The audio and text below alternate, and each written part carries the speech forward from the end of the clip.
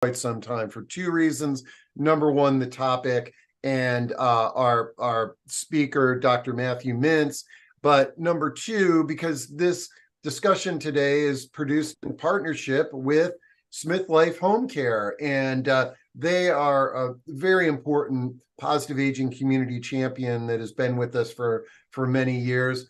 And Kathleen, I am so charged up that you all got Dr. Mintz for this discussion today, and that you're going to be hosting this event for us. Let's get to know you and SmithLife Homecare a little bit better, and then we'll kick things off with Dr. Mintz. Well, thank you, Steve. Really appreciate the opportunity to be on here with you today, especially live and interactive, which is a first for SmithLife Homecare.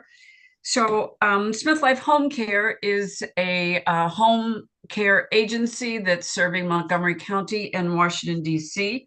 It is an award-winning company that has recently been awarded Best in Home Care by the readers of Jewish Weekly. And they've been serving this area for 20 plus years. So I am personally phasing out as the Director of Community Relations, and I'm starting a new role as a commissioner on the Commission on Aging, which is a 3-year term to give back to the community that's been so great to us. We have significantly grown this company over the last 5.5 years, thanks to Renan Augusto, who is in the background here. So just want to say thanks to an amazing team for all that we've accomplished over the last 5.5 years. And the next round of talent will take it forward.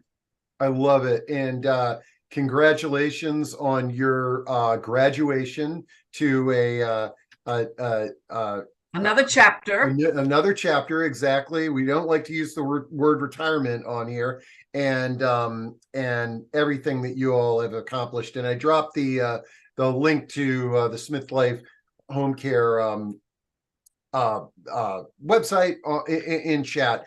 Well, folks, I'm going to duck behind the curtain here, and Kathleen is going to be hosting the interview with Dr. Mintz. But I want to remind you all, if you've got questions, comments, suggestions, ideas, just use chat, Q&A, or when we open things up for discussion, you can raise your little virtual hand. I'm going to drop behind the curtain and really looking forward to this interview, Kathleen. Great. I am too. We are all excited about this interview with Dr. Matthew Mintz, who I've known professionally in the community for several years. He's making great strides in educating the general public on some exciting options for medical marijuana for seniors. So a quick bio about Dr. Mintz. First of all, he's a fellow with the American College of Physicians. He's also elected as faculty for Alpha Omega Alpha in 2007. He received the Distinguished Teacher Award from the GW School of Medicine in 2004. He's also received the Sol Katz Teaching Award from the American College of Physicians, the DC chapter. And he is consistently recognized in the Washingtonian magazine Top Doctors for many, many years. And we're honored to have you here today, Dr. Mintz. So thank you for making time for us and the audience today. Thank you for having me. It's great to be here. Thanks. So to get to the program, I'm going to ask you 4 questions. And then I believe we'll take kind of more general Q&A after that. So my first question is, what is medical marijuana, and how is that different from regular marijuana? Right. So that's a good question. So marijuana is a plant. Plant's been around for millennium, millions and about 60 million years plus or minus. And it's been around for a while. And it has medicinal properties to it. So it also has recreational properties to it. So people have been using plants, and including marijuana, as a medicine for thousands of years, and they've been using recreational marijuana for thousands of years. And so obviously people know what a medicine is, right? So you take a medicine to make you feel better. Recreational is using it as a substance. So people use alcohol recreationally. They might have a little drink with dinner, and then some people, they drink a little bit too much and get drunk, and that's what recreational use of alcohol is. I mean, alcohol does have some medicinal properties too. So that's what we mean by recreational use. So both marijuana, it can be used recreationally, and it can be used medicinally. From a legal standpoint, marijuana in the United States is federally illegal. Unlike alcohol, which is legal, you can go to a store and purchase it if you're 21 or older. We have commercials on the Super Bowl for it. So marijuana is not legal federally across the country, but state by state, they've made different decisions. And so in some states, like Texas, for example, it is neither legal recreationally or medicinally. In some states, it's only legal medicinally for medicinal purposes. And some states, it's legal for recreational purposes. In some states, it's legal both. DC, Maryland, and Virginia, it is actually legally both recreationally and medicinally. In Maryland, the elections last year, they just voted to legalize recreational marijuana. And so that was actually officially legal in January, but the dispensaries didn't really open for recreational marijuana and until July. So it's just recently become available recreationally as opposed to medicinally. And I'll tell you a little bit later on how you qualify for medicinal and what the difference is between the two from a use and getting it standpoint. But that's what we mean by recreational versus medicinal. And I will add, though, that for recreational use, any adult can get it. You don't have to qualify or certify. And for medicinal, you have to qualify and certify and see a doctor. So I'll give you more details toward the end of that. But that's basically the difference. Well, what is it? It's a plant. And so it's a plant that can be used for both these things. It can be used medicinally or recreationally. So that's what we mean by medical versus recreational marijuana or cannabis. Okay, question number 2. So how does medical marijuana work exactly? Okay. My only experience with marijuana was in my 20s, and that was recreational, illegally, but I'm sure I wasn't alone. So how does it work now? Right. So basically, so marijuana is a plant. I like to use the term cannabis because that's the scientific name. And it has properties, the components of the plant have properties in it that have biological effects. And so there's a lot of different things in cannabis. And how it works in the body is we have receptors in our brain and throughout our body called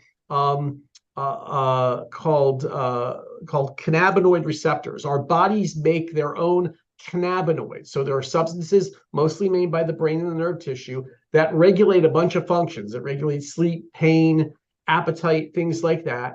And the cannabis plant has plant substances that hit those receptors in the brain, in the body, to have different effects. And that's basically how it works. So there's lots of different substances in the plant. There's over hundreds of biologically active compounds in the plant. The two main ones that people know are THC and CBD. THC is the thing in cannabis that makes you high or sleepy. So that's how it's used recreationally, is primarily for the feeling of a high that you can get with cannabis. But THC does other things too. It's good for pain. It's good for anxiety. It's good for tremors. So THC does that. There's other cannabinoids, though. Another big one is CBD. Now, CBD it has some similar properties to THC and some different properties. So CBD will not make you high or sleepy. It has what's called psychoactive properties. So you're not going to be high or sleepy with CBD. CBD is also very good for anxiety. It's very good for inflammation. And so there are multiple cannabinoids within the plant. There's CBN, CBG, but the two main ones are THC and CBD. Now, one of the questions I often get is, well, what's the difference when I just see CBD? Like I could go to Mom's Organic Market and get some CBD oil. And so what that is there's another plant called hemp. And hemp is very similar to marijuana or cannabis, but the difference is it has very little THC. And it's also used for industrial purposes. So the Farm Bill in 2019 was passed legalizing hemp. So hemp-based CBD, completely legal. You can get it, you can get it online. You can get it at a gas station. You can get it at Mom's Organic Market. It's not really used recreationally. People use it more on the medicinal side. But unlike marijuana, which is regulated by the state level, hemp-based CBD is not regulated anywhere. It's not regulated by the FDA. It's not regulated by the state. So while it's much easier to get than marijuana, you have to be really, really careful about getting it because it's not regulated. Anyone can pour some vegetable oil in a bottle, stick a CBD label on it, and call it CBD. So you really need to be careful when you purchase, if you're going just with the CBD, that you're getting it from, a reputable person and you know exactly what's in it. I can take more questions about it if people are interested. So the other thing about marijuana is that there's more than just the cannabinoids. So not only is there THC and CBD and a couple other cannabinoids, there are other things in the plant that also have additional biological properties. One of the main ones are called terpenes. So terpenes are what gives plants and fruit their like smell or aroma. So one terpene, a common one, is limonene. So limonene is the thing that in oranges and lemons that make it smell like citrus. That's a terpene, and cannabis has that terpene. Well, limonene has medicinal properties. They are mood elevators. It's like a natural antidepressant. And so there are lots of different kind of terpenes within the plant that have different properties. And so you can pick specific strains of specific plants to have different effects. So if you need something that's uplifting, that's going to give you energy, you would use one kind of strain. If you need something to help you go to sleep and help with pain, you might use another kind of strain. And so that gives you a sense of how you take advantage of those different properties within different plants, and then we can use it medicinally.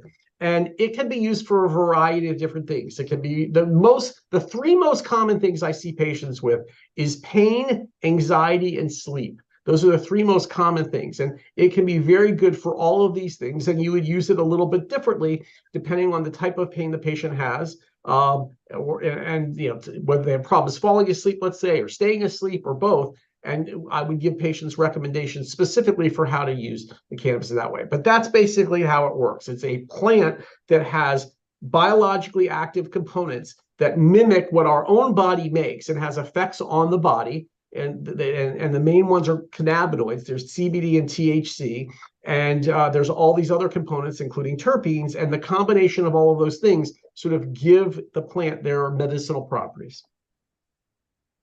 Wow. That's a lot of information. Very interesting. So question 3 is, so how can we use it safely? Yeah, that's a really important question, because while it has a lot of safety properties, anything can be dangerous if you're not using it correctly. So there's a couple things to think about. One has to do with the addictive potential. One of the reasons why it's still federally legal is because the government at the time was concerned about addictive properties because it's used recreationally. Interestingly, though, cannabis is not very addictive.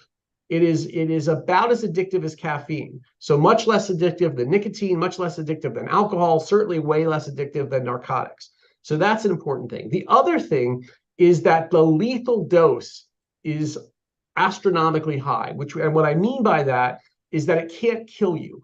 Okay, so you can get very sleepy, you can get very high, you can have a lot of unpleasant effects if you're taking too much, but it's not going to kill you. And that's very, very different than, let's say, opioids. If you take one extra Percocet by accident, that can sometimes kill you. And that's why we have this opioid crisis in our society. Even alcohol, we don't think of alcohol as lethal, but you hear these stories about kids on college campus and they drank too much and it killed them. Alcohol can kill you. Doesn't usually, but it can. Cannabis can't kill you. So it's not very addictive, and it's from a standpoint of like, is it going to kill me? The answer is no. So it has a very good safety profile. But if you want to use it safely, you have to keep a couple things in mind. First of all, we don't want patients to smoke. Okay, smoking is not good for you. So I never recommend that patients smoke, because smoking is not good for you. The good news is that there's lots of other ways to use cannabis. So I use topical cannabis. Topical cannabis is very good. There are creams and lotions you can use on like joints that hurt, for example. And what's great about topical cannabis is it's not absorbed in the bloodstream. So you won't, even if there's a lot of THC, you won't get sleepy or high. One of the things I like, particularly for seniors, is something called tinctures. So tinctures are where you take the leaf and you extract all the good stuff into an oil, and you drop the oil, little drops under your tongue. It's absorbed by the blood. Your tongue has a lot of blood vessels. So it's absorbed by those blood vessels and can be very effective. And I really like it because you're only dosing drop by drop. So that's really nice. What's very popular are gummies or edibles. And so you can chew them, and some they usually taste pretty good. One of the things I'm not crazy about edibles is they take a long time to work. So they take about an hour to kick in. They're good because they last a really long time, but sometimes it can be really hard to sort of dose it. So if you're trying it for the first time and someone gives you a very high dose edible, you might feel fine for an hour, and then all of a sudden an hour, it's not so we don't like so. But edibles have a really good place because even though they take a long time to kick in and it's hard to dose them, for people who, let's say, have problems staying asleep, they can fall asleep okay, but they need something to last a long time. Edibles are great. And then the other thing that you can do is you can use vapes. So inhalation cannabis is great because it works really quickly. And because it works so quickly, you can dose it very easily. You can basically take a puff and wait a minute and see how that works, and then take another puff until you feel the effects without getting sleepy or high. So inhaling cannabis is really good for that. However, smoke is bad. So what they do is there are these essentially vaporizers or vapes where you can get inhaled cannabis, but in a safe way. And so what they do, similar to the tinctures, they extract everything into an oil, but they take the concentrated oil and they put it in a cartridge that almost looks like an electronic cigarette, looks like a cigarette. And basically when you inhale it, it triggers a battery that heats up the oil. So you're basically inhaling vaporized plant oil. You're not smoking, so there's nothing bad for the lungs or the heart or anything like that. So one way to use it safely is to use something that's not smokable. And then the other thing is the way that you dose it. And essentially is you start at a low dose and you slowly go up or titrate the medication. You go up very, very slowly on any of the formulations to get the desired effect without getting the undesired effect of feeling high or woozy or anything like that. So for example, if someone is having pain and it's a severe pain, you could take a puff of a cannabis vape, wait a minute, and if you don't feel anything, take another puff, and you keep taking a small puff every couple minutes until you feel the pain go away without feeling sleepy or high. So that's how you can use cannabis in a safe and effective way, treating the medical condition without feeling sleepy or high, without having to smoke.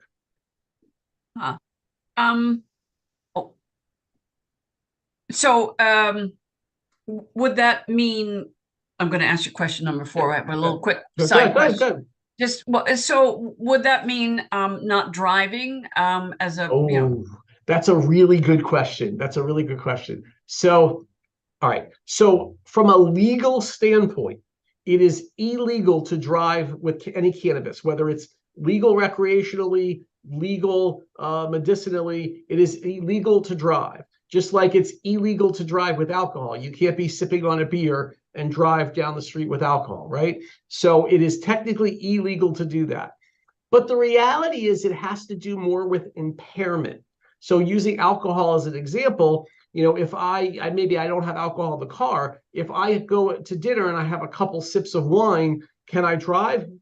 Sure. If I have a half a glass of wine and it's an hour after dinner, can I drive? And the answer is it depends.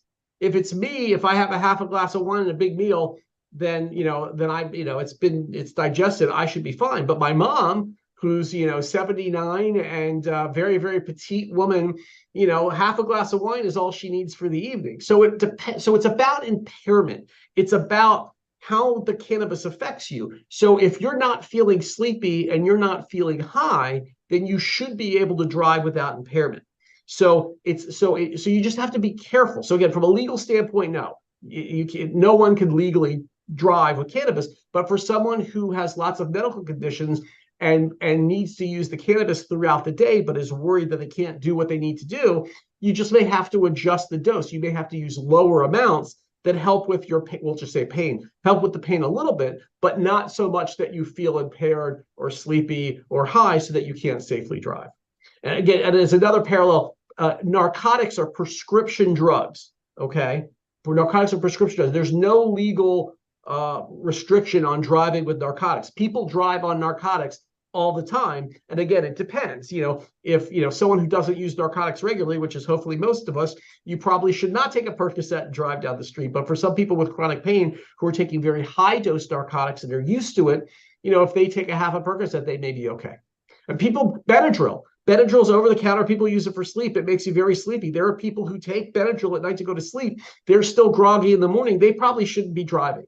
So from a legal standpoint, it's one thing, but it's really about impairment. Are you safe to drive? And you should know, based on some experience, how it affects your body, whether it's safe or not for you to drive. That's a great question. Okay, good. Thank you. Just as a mother of millennials, I just want to be lecturing them correctly. Okay. Last but not least, until we get to we have a lot of questions in the chat here, is so how do I get medical marijuana? Good. So that goes back to what we were first talking about the difference between recreational and medicinal cannabis. So recreational it sounds like it's easy, but it's really complicated because the laws are very different. So some states allow, like they won't arrest you for possession. But that's how but you can't sell it. So DC is a good example of that. So DC, recreational cannabis has been legal in DC for a very long time. So you can grow it yourself and you can use a certain amount, but you can't sell it. And so the market in DC for recreational cannabis is very suspicious. So because you don't know where that cannabis is coming from. For medicinal cannabis, it's a different process. So it's legal and medicinally legal in 38 states in the District of Columbia, and every state has a different process. But essentially, it's registering with the state and getting certified by a clinician. And so, registering with the state in Maryland, it's onestop.md.gov. So the same website you would go for your driver's license, your fishing license, that's where you would go to register. And you pay a fee, I think it's $50. And you'll be registering with the state to use medicinal cannabis.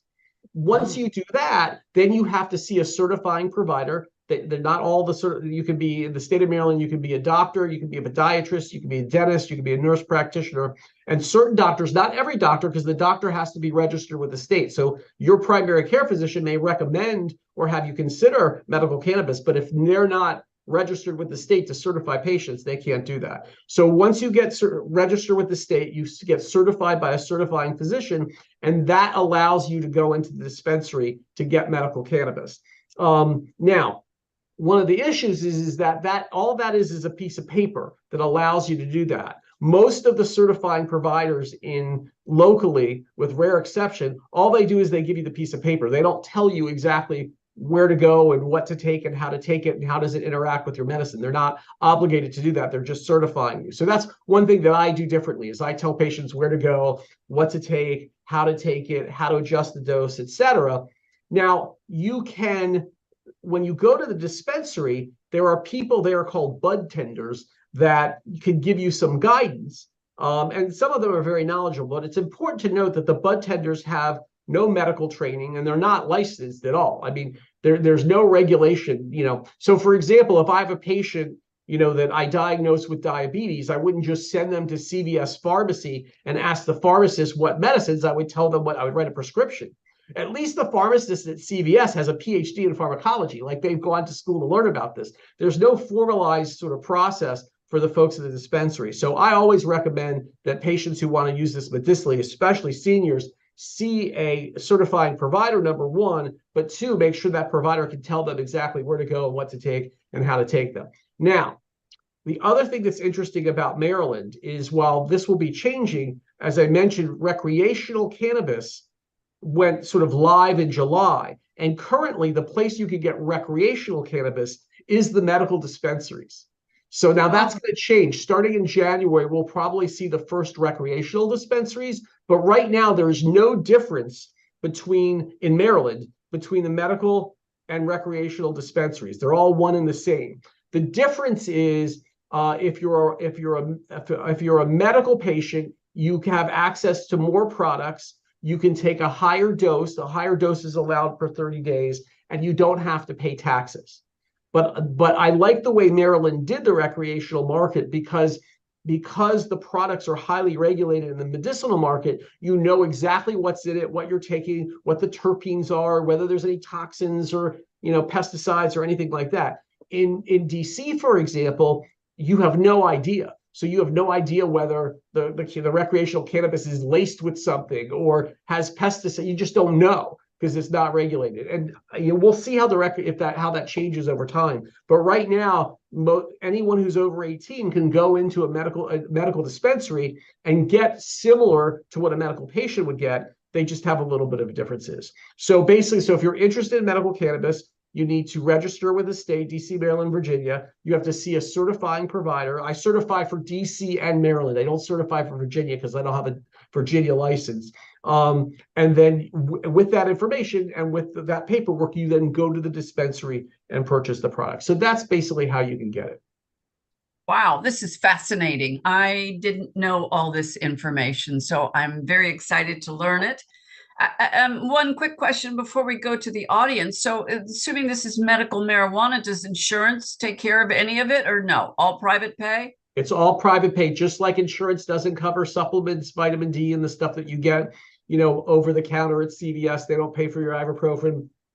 They're not going to pay for this either. So it's not going to be reimbursable by insurance. They're not going to cover insurance. In addition to that, because it's still federally illegal, you can't use your credit card at the dispensary. So make sure you come with cash in hand. There's an ATM machine in every dispensary because most people don't have that. But they can't take check. They can't take credit card. You have to have cash. So that's the other thing about purchasing. Wow. I didn't know that either. Certainly is a little bit complicated, but Yes. That's why they have medical professionals like you to help people navigate a alternative route to pain management, I guess. Yes. So that's our 4 questions, our 4 official questions. So now We've got a ton of questions in chat, so I can start rattling those off. Go ahead, Steve. Go ahead. That'd be great. Well, so this is kind of neat. Margie says, Dr. Mintz was my internal medicine doctor for years. I'd like him to address medical marijuana for sleep. Very good. Well, great that you joined, Margie. I remember you quite well. So that's wonderful. Yeah. So for sleep, it basically, there's a couple things. So number one is I talked a little bit about the different terpenes and properties. And so one of the ways we divide up cannabis is into different strains. And there's sativa strains, which are more uplifting, and there are indica strains that are good for sleep.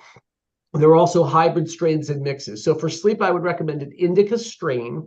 And the other thing is, I mentioned that there are more cannabinoids than just CBD and THC. One of them is called CBN.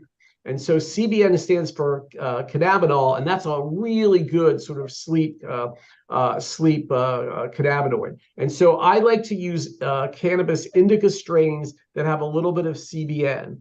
And so then it becomes, well, how do we use the tinctures? Do we use the edibles? How do you do that? So the answer is it depends on whether you have problems falling asleep or staying asleep. If it's just falling asleep, like my mind is racing, I can't just calm down, but once I'm asleep, then something that works fast, like a vape or maybe even a tincture, that would be good. For people who have problems staying asleep, that's where the edibles come in. And if you have both, you can use edibles or tinctures or even a combination of, let's say, a vape or an edible, or you just take the edible earlier in the evening. So you might take an edible like an hour before bed. So that's generally my general recommendations for sleep. Again, everyone is a little bit different with what works best for them, but you can use vapes, tinctures, edibles, some combination, an indica strain, particularly one that has CBN. And again, at these dispensaries, they have these products. They're pretty labeled. They have like sleep gummies, and there's a couple of them, and they all have those properties.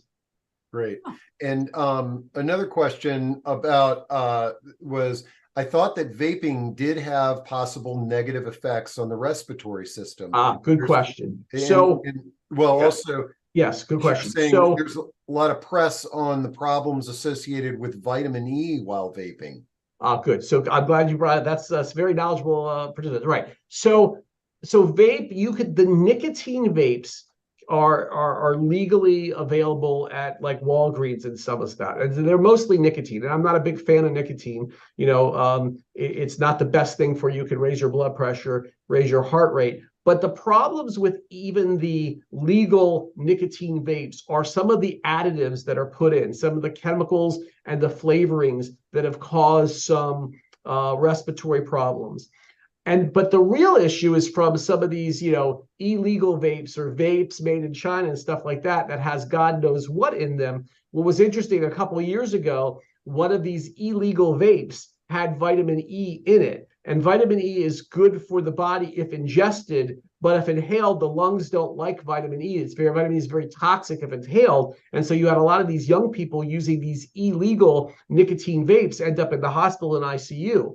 And so the difference has to do with the regulation. So what's great about medical cannabis, as opposed to using recreational cannabis medicinally, with the exception of Maryland, where the products are similar, is that you know exactly what's in it, how much THC, how much CBD, what are the terpenes, what are the strain, but you also know what's not in it. So all those things, those chemicals, those flavorings, those additives that you can find even in the legal nicotine vapes, and certainly who knows what's in the illegal ones, you don't have that in the medicinal vapes. It's basically plant oil. It's just the cannabis into a concentrated oil. And they check it for pesticides. They check it for bacteria and stuff like that. That's the benefit of the regulation. So as long as you're getting a vape from a medical cannabis dispensary, it should be safe to use. That's a really good question. All right. Gene has a question. Do you recommend CBD for interstitial cystis? It's okay, Steve. Interstitial cystitis. Okay. So interstitial cystitis, is a complex disease. Inflammation is a component. One of the things that's really good for inflammation is CBD. So anyone with lots of inflammation, a better example is arthritis. So anyone that's got a little bit of pain from arthritis, and arthritis is an inflammatory disorder, you could try high-dose CBD. And what's good about CBD is that it will not make you sleepy or high. As I mentioned, you can get it without going to a dispensary. You can purchase it online. There are certain places to get it. Just if you do that, be very, very careful about where you get it, just to make sure that it's good, high-quality CBD and you know what's in it. But it could help. Now, the problem is that a lot of patients that I've seen with interstitial cystitis, they have pain, they have a lot of other issues, and often you will need more than just the CBD. But it's a good start if that's something that you want to try. Just, let's say you have arthritis and, it's every once in a while there's a little twinge here and there, but you're not in disability pain, you're not sleeping because of it. Yeah, you could try a little bit of CBD and see if that helps. Same thing, if you've got some mild interstitial cystitis, you could try CBD by itself and see if it works. But people who have more and more the worse the medical condition, the more likely you're going to need THC. All right. And Catherine asks, when dosing for pain, what is it that one feels when it's working correctly? Is it diminished pain? Is it being sleepy, or is it being kind of high? Right. So generally, there's a dose response curve to use of cannabis. So what's great about cannabis as a medicine is at the lower doses, you can get pain relief, you can get anxiety relief, you can get muscle spasm relief without feeling sleepy or high. And then as you go up on the dose, while you may get more relief in those areas, you have more likelihood of being sleepy and high. So the trick is, that's why I said we start low and we go slow, is to find that sweet spot where we get the benefit of the cannabis without the side effects that we don't want. Most patients are able to achieve that. Not everyone, but most people are able to find that sweet spot. Okay. Now, this is interesting. Someone says, how does one use medical cannabis for severe, even drug-resistant anxiety? Is sometimes trying cannabis or a holistic medicine because people are not having a response to traditional pharmaceuticals? Absolutely. Again, the top three things that I see: sleep, anxiety, and pain. Cannabis is very, very good for all three of these things. And usually the people that I see for that have tried everything. They've tried the traditional prescriptions and it just hasn't worked. And many people are able to find relief with cannabis. So yeah, it's certainly worth a try. That's why you use it. Now, this is a good one. Ruth asks, how can we refer clients to Dr. Mintz? So is that done through your website? I'm happy. All my information's on my website, www.drmintz.com, drmintz.com. You call our office at 855-646-8963, and just, say that you're interested in medical cannabis, and you make an appointment, and we'll see you. And you're practicing in Maryland? I'm in Rockville, so I'm at 6000 Executive Boulevard, right across from Pike and Rose, in Rockville, Maryland. Okay, great. Let's see. Jennifer says, I saw a video online which demonstrated the effects of edible marijuana for a Parkinson's patient. The pre-video showed an older male with clear symptoms, uncontrolled muscle movements, speech impairments, tremors. The post video indicated substantial improvements in all systems, of all symptoms. Have you had similar experience with Parkinson's? Yeah. So it's unclear whether cannabis will treat the underlying disease. In other words, like, you can't necessarily take cannabis to prevent it. I'm not saying it doesn't. I'm just saying we don't know. There's not enough information to know how cannabis would affect the brain in a patient with sort of Parkinson's. Where it works really well is the tremor. So we do know there's very good evidence that it can decrease the tremor, and then it also can help other symptoms with Parkinson's. So people with Parkinson's have mood issues sometimes. They have problems getting energy sometimes. So it is very good for the symptoms of Parkinson's. Unclear whether it's affecting the underlying disease or not. But yes, I've seen patients with terrible shaking and they use cannabis and it controls it very well. Okay. And then Renee says, can you get a hangover from marijuana? I wouldn't call it a hangover. So again, I don't know if there's a medical definition of hangover, but my definition would be, after use of a recreational substance, you feel ill and sick. So you don't typically get that as an after effect. If you use too much of cannabis, you can feel sick, but that's a dose effect. It's not like I use it and then the next day I feel sick. Like people who use too much alcohol get an alcoholic hangover. It's not until the morning after. It's not while they're using it, unless they use so much that they throw up. So you don't really typically see that with cannabis. What you can do, depending on what type you use, you can get sort of lingering sedation. So for example, you use an edible at nighttime, which helps you fall asleep and stay asleep. But then when you get up, you still feel a little bit sleepy. So I wouldn't call that a hangover, but you can get that. And so if that happens, then it's a matter of dosing and timing and formulation. So for example, if that were to happen, you could either take the edible earlier so it doesn't last as long, or you could switch to something like a tincture, which lasts less. And everyone's a little bit different too, how they metabolize cannabis. Some people are super sensitive and they need low doses and it lasts really long. Some people are not sensitive at all. They need high doses and it doesn't last that long. So I wouldn't call it a hangover, but yeah, if you have edibles in particular, you can have some effects that last longer than you want. But they're all addressable. They're easily addressable. All right. And I just glanced at our LinkedIn audience, and Gwendolyn has a question there. She asks, are there any advantages to decrease the inflammation that occurs with acne? Ooh, I am not aware of any studies or patients that I've treated whether it does that or not. THC and CBD have anti-inflammatory properties. CBD tends to be the more anti-inflammatory of the two, and that's one of its main things. So you could try some topical CBD and see if that helps with acne. Theoretically, it might. That being said, I've not treated a patient with acne with topical cannabis or CBD, and I don't have any data that shows that it works. But in theory, it could help. It's anti-inflammatory, and you can use it topically. And then Paula is asking, did you say recreational marijuana is available at medical dispensaries? And then a follow-up on that too, is there a pricing difference between medical marijuana and recreational marijuana? All right, so okay, let's just talk about Maryland first. So let me clear that out. So basically, Maryland first went medicinal. So all the dispensaries that you've been seeing in Maryland are all medicinal dispensaries.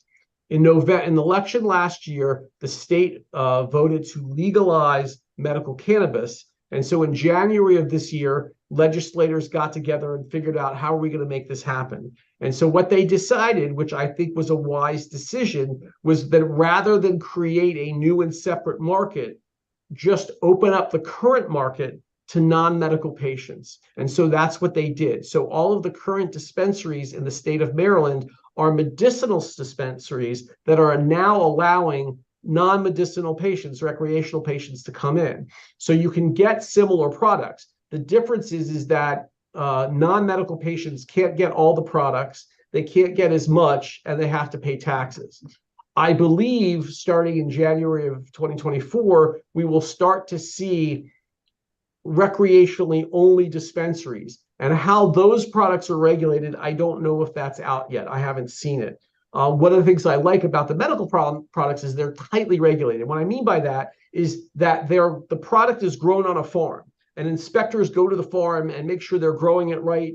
They're not using pesticides and doing all the right growing processes. And then they take that plant, and when they process it into gummies and tinctures and creams, that plant goes to a processing plant. And just like a pharmaceutical factory where there's regulators to ensure that there's no bad stuff that goes into the pills that you take, same thing happens with medical cannabis, that these gummies are medicinal-like in quality, and that they're not being cooked in someone's backyard like in a DC. But if you buy a recreational gummy in DC, you have no idea what's in it. John cooked it up, whatever. So it's the same exact medical grade products that you have available in the state of Maryland currently. So that's what I know it's confusing. Very different in Virginia, very different in DC. But in Maryland, I'm glad. I would definitely recommend that if you're considering just purely recreational cannabis, you want to relax a little bit about a hard day's work, that I would get it at a medical dispensary from the same places, even if the recreational market opens up and it's cheaper. Now that leads to the second question, was the price difference.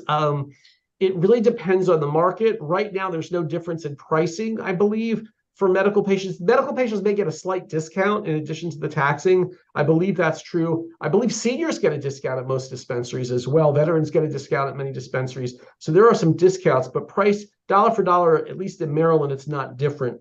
DC, I'm pretty sure that the recreational cannabis is cheaper than the medical cannabis, but the medical cannabis is a much higher grade, and that explains it. I don't know the pricing that much for Virginia. Virginia also may be, I do not think there are recreational dispensaries in Virginia. I think Virginia is one of those possession states, like you can grow it and own it, but you can't sell it, similar to DC.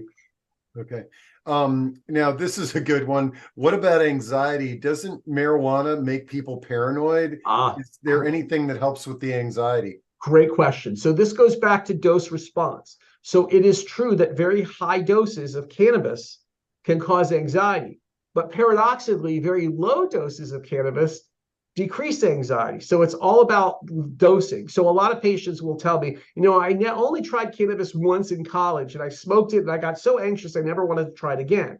Well, one of the reasons is one of the downsides of smoking is that it's besides the negative effects that smoke has on your lungs, it's very hard to take a little dose, a small dose when you smoke it, because when you smoke it, you have to really inhale. It's hard to take a little puff of like a cigarette, whereas with the vapes, you can actually take a tiny little sip of a vape, which is different than smoking. So most people who have had that, they were just very sensitive and weren't able to take a small dose. So by starting at a very low dose and not smoking it and going very slowly up, slowly go up in the dose, most patients that I see are able to get anxiety relieving effects without it causing anxiety. Okay. And boy, lots of great questions here. Clarine asks, would marijuana, recreational or medical, affect balance or spatial orientation, which I think would really be something of concern to an older adult that might have some balance or mobility issues? Good question. So the answer is theoretically yes. Okay. As many prescription medications can do. I mean, if it's affecting your brain, your ability, it can do that. So, but the real question is, what is the risk to seniors? So this is only, to my knowledge, been studied in one place. It was in the state of New York. This is a couple of years ago. And they took, I want to say it's about 250 seniors who had registered for medical cannabis and were using it. And they tracked them over time for like a year. and looked for falls and didn't see any increase in fall risk for seniors that were using medical cannabis. It's not the biggest or most scientific study, but it suggests that it can be used safely. So again, it's about dose and response and doing it carefully. So yes, a senior who says, okay, I think this would be fun, and goes to a dispensary as a recreational patient and gets a 25 milligram gummy and takes it for the first time, having never tried cannabis before, and they get really disoriented and high, yeah, they can fall.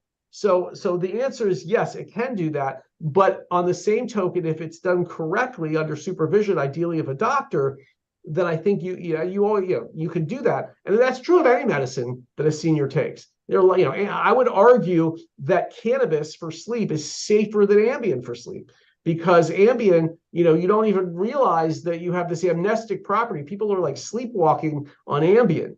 And you can't, it only comes in certain doses. It only comes in 5s and 10s, and you can split it in half. You can't dose it drop by drop. That's what I love about tinctures. So I could start, with drop by drop, and seniors might not feel anything until they hit drop number 6, but at least I know what's going to affect them. So yes, you have to keep that in mind, especially with seniors. But so it can do it, but it also can be done safely. All right.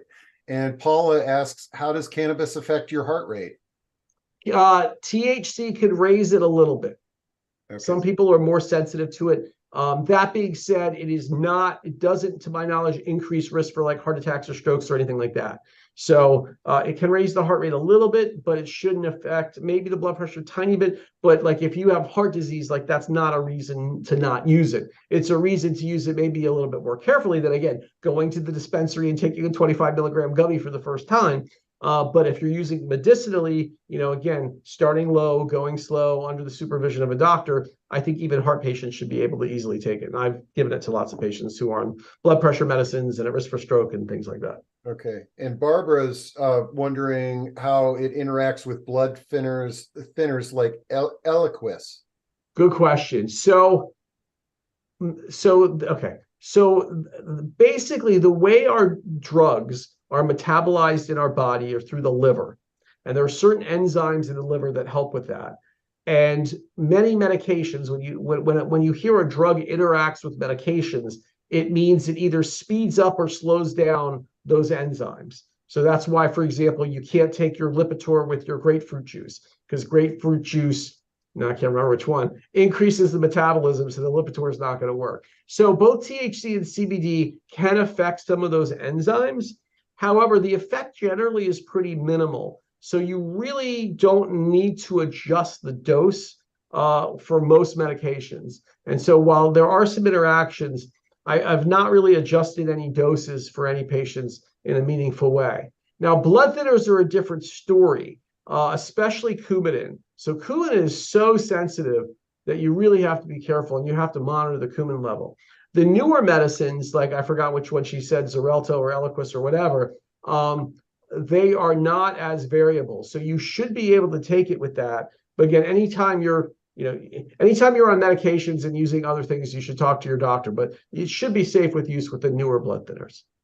All right. Now, Mary's got a great question. Recommendations on where to find a reputable CBD or medical marijuana seller.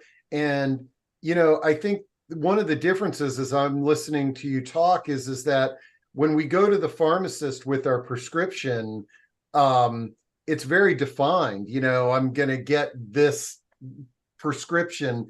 It seems to me like there might be a little bit of wiggle room when you walk in to a dispensary on what you may walk out with. Right. So I'm going to break it down to sort of 3 answers. One is reputable dispensary. 2 is reputable recommendation, and 3rd is reputable CBD. So in Maryland, in general, a medical dispensary should be reputable because they're highly regulated by the state. Now, there are other things that you can look at as far as which one do I go to, versus, proximity and selection. Do they have the right products for you, et cetera? So there are some pros and cons. There are some dispensaries I favor more than others based on their staffing and location and selection. But from a quality standpoint, they're all regulated by the state, so they should be safe. And if you get a certain product, you know that product, you know what's in it, and et cetera. So that's one thing. As far as what to take, though, that's a different story. Like you mentioned, Steve, when I certify a patient, all I'm doing is giving them the paperwork that allows them to go to the dispensary and get products. Now, I will print out for my patients specific recommendations. I'll say, go to this dispensary, get this product, use this product this way, use this product the other, and I write that down. But those are just instructions for the patient. It's not like a prescription. Like the patient can say, Dr. Mintz doesn't, or the guy at the dispensary can say, oh, Dr. Mintz doesn't know what he's talking about. Here's what I recommend instead. So you can totally do that because it's not like a prescription. So again, as far as guidance as to what to use, again, you can come see me, or you can come see a doctor that, sort of has done this multiple times and will give you those instructions and not see a piece of paper. That's to me is the best option. And the folks in the dispensary some of them have some knowledge. So if you are relying on them, make sure you see a manager or a supervisor or someone who has been there for a while, and not someone who just started a week ago because they didn't like their job at Starbucks. Now, as far as the CBD, it's tricky. So you can get CBD at a medical cannabis dispensary, but if it's a marijuana-based CBD, it's usually way more expensive than the hemp-based CBD. So most hemp-based CBDs are purchased not in the dispensary, but they're purchased either in retail or online. And there are some CBD shops that are out there that sell retail products. Mom's Organic Market, I believe, sells some CBD. There are some places, but that CBD, even if it's Mom's, it's not regulated. So you have to know, the most important thing is that what it says in the bottle is actually in the bottle.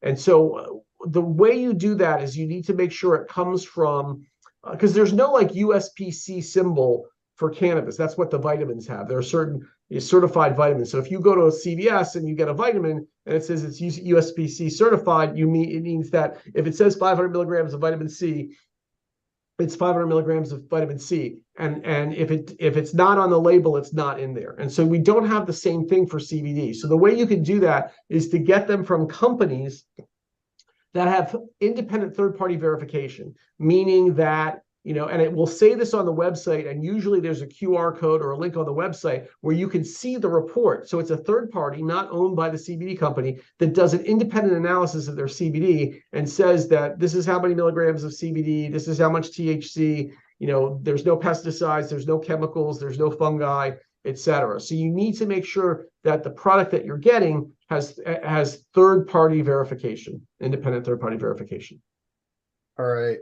And I see by the clock we're getting close to the top of the hour. So let me just do a couple more and then we'll wrap things up. But Gene says, what are the contraindictions of cannabis?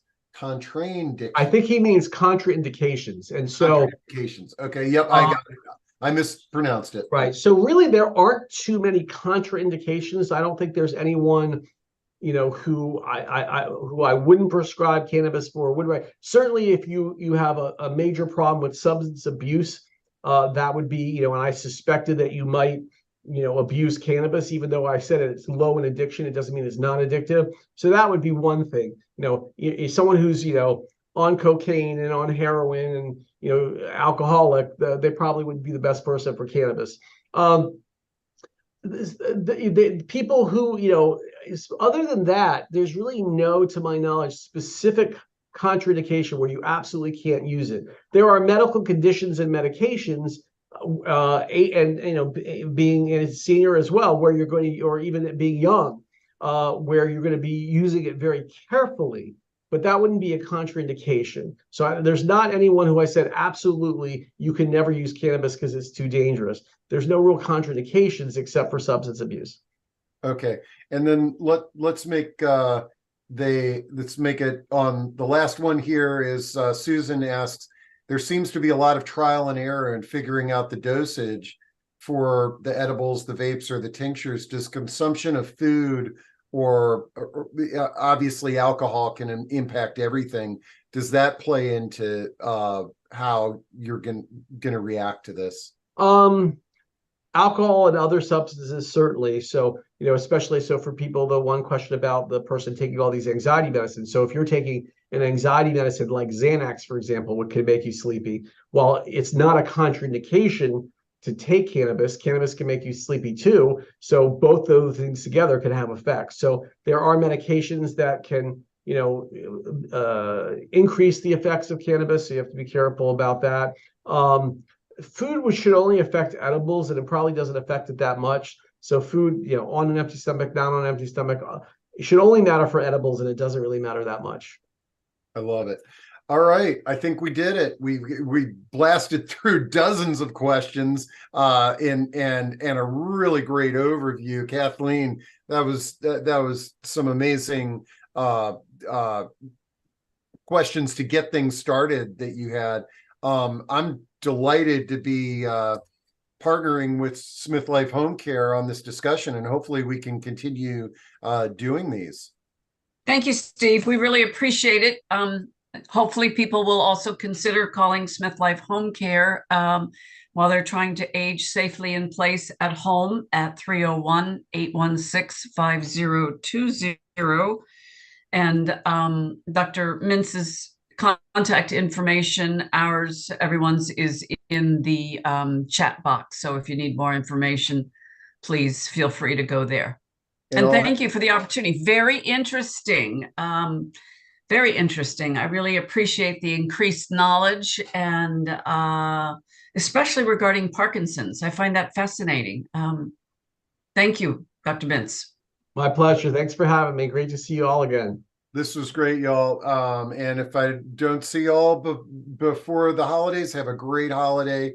And Kathleen, congrats on your graduation. And Dr. Mintz, as always, you're just such a wealth of knowledge, and it's great to see you supporting the community like you do.